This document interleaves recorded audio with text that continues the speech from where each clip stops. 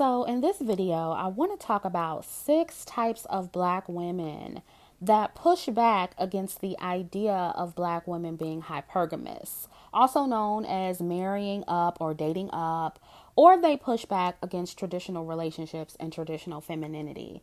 And I created this list because after years of speaking about hypergamy and femininity on my channel and observing the feedback I get from other Black women, most of the women who give me negative feedback, they almost always fall under these categories or embody these archetypes that I'm going to explain in this video.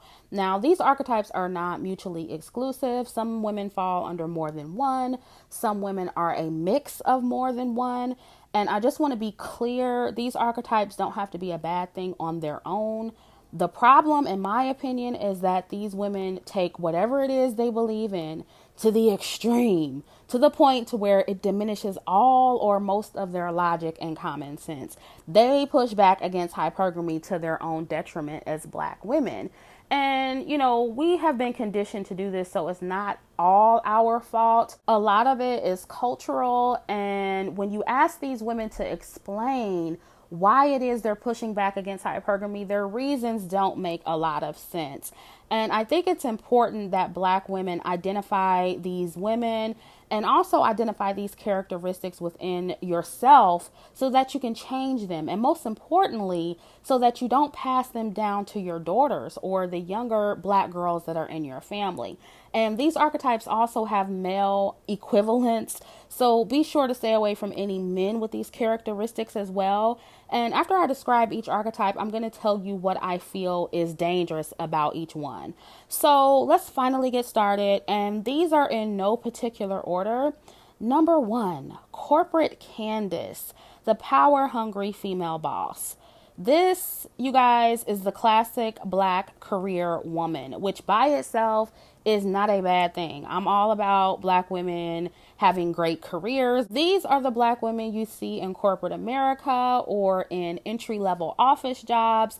They are the Black women you see at work every day, turning their nose up at you or trying to sabotage their Black female coworkers because they're thirsty for power. These are the head of the household chicks or the 50-50 chicks. They feel inadequate if they are not going half financially with their men or paying most of the bills.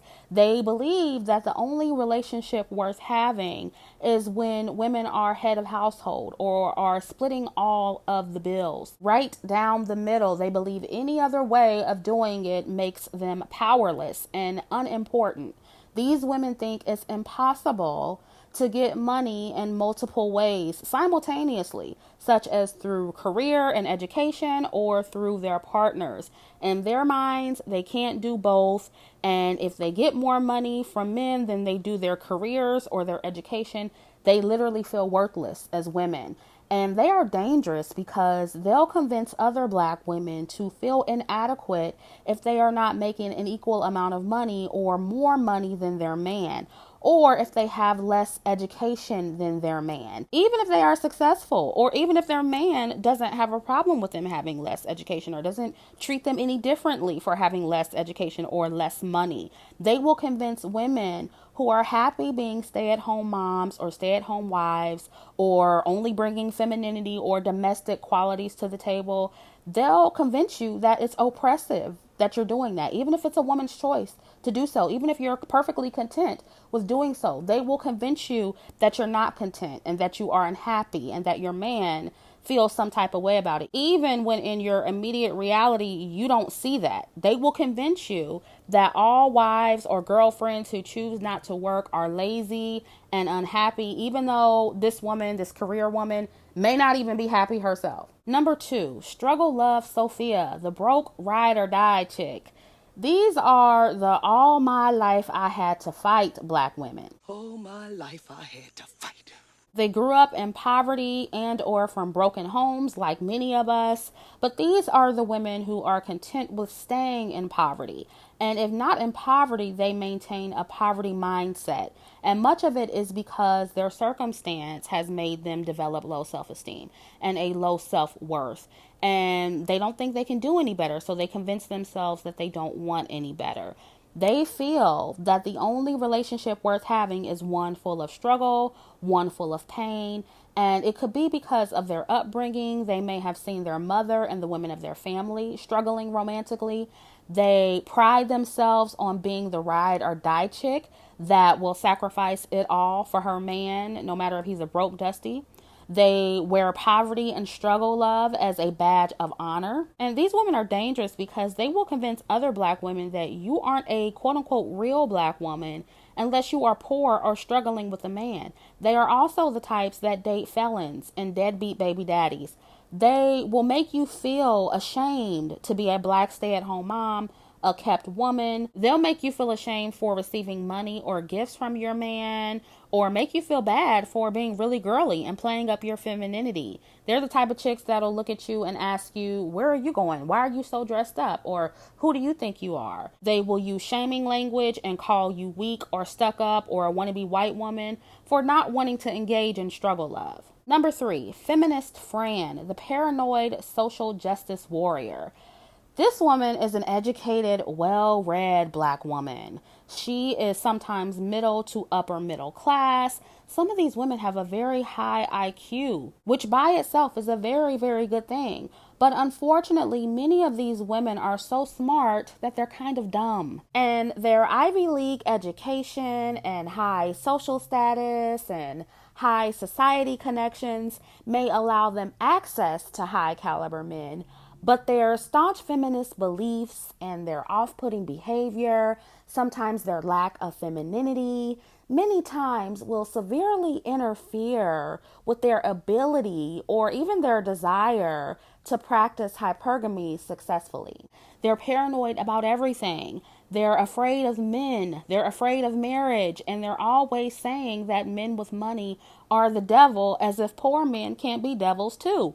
They think practicing hypergamy always means that you're going to be a slave to a man, barefoot and pregnant. You will never have your own money, your own career and education, and he will control your every move. Now, there's nothing wrong with being cautious of men to protect yourself as a woman, or being feminist and spending some of your time fighting for women's rights. But these women want black women to dedicate their lives to fighting and trying to achieve unrealistic tasks like completely dismantling and destroying all oppressive systems such as capitalism, patriarchy, and white supremacy. They want you to do that as opposed to getting the most you can out of those systems to live a quality life. Despite it being literally impossible for poor women and single mothers to destroy any system being in that position, they prefer that black women forego marriage